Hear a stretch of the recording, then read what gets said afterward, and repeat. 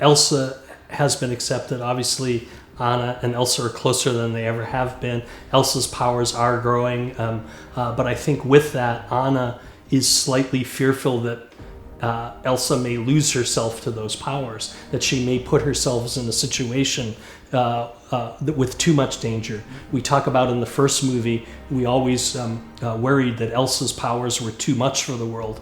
In this movie, we're worried that her powers may not be enough for what she's going up against. So Anna is there, yes, as protector, but also to keep Elsa grounded, to understand why she needs to do what she's doing and making sure that she doesn't go too far.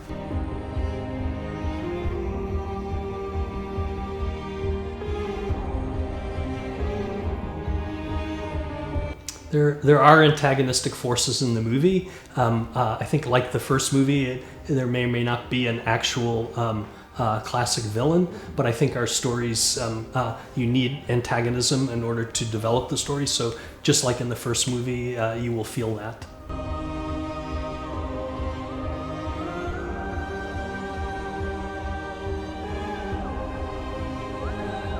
I think I can speak to Frozen.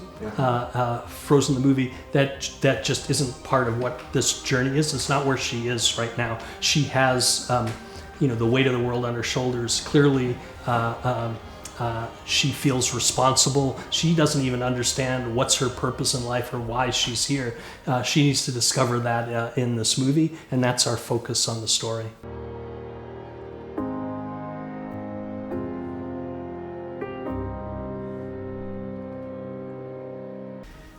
We definitely were very aware of the fans out there of the movie and the high expectations they have. Fortunately, we have our own same high expectations. We don't want to disappoint ourselves. We don't want to disappoint even our crew. We certainly don't want to disappoint the fans. So what we focused on was, just like the first movie, we tried to put that aside and just say, where are our characters now? What do they have to learn? What is the best story we can tell? And that's how we approach Frozen 2.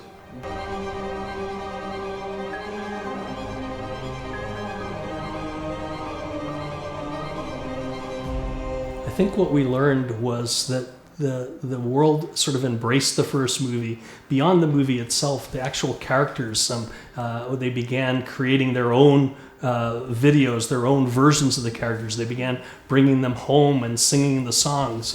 It clearly took on sort of a life of its own.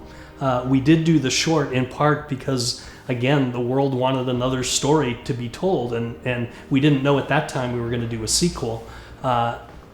But that desire for more hasn't subsided either with us or with our fans, so it seemed like the timing was right to do a sequel.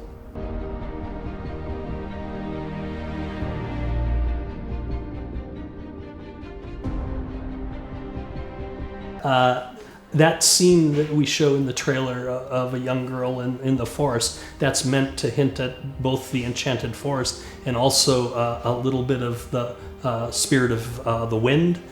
She's very playful in that with the wind. So again, there's more to come. Yeah.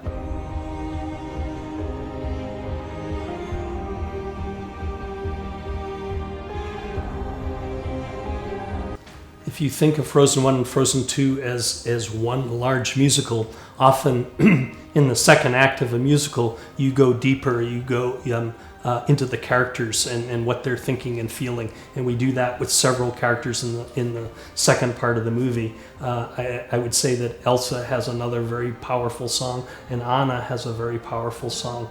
And what I love about Bobby and Kristen, they've really written a range. We also have comical songs. We also have funny and emotional songs. I think you'll be surprised. And yes, Christoph does get to sing a full song in this movie.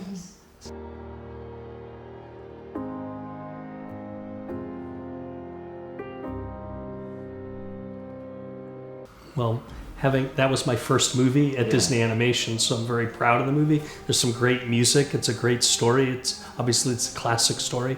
I personally have not heard the rumors. I'm not saying they're not there, but I've been so focused on Frozen 2.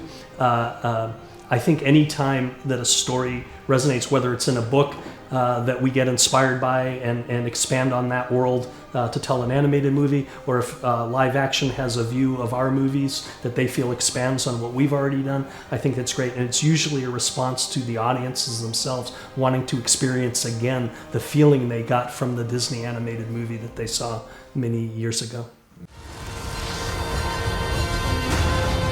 They are enough.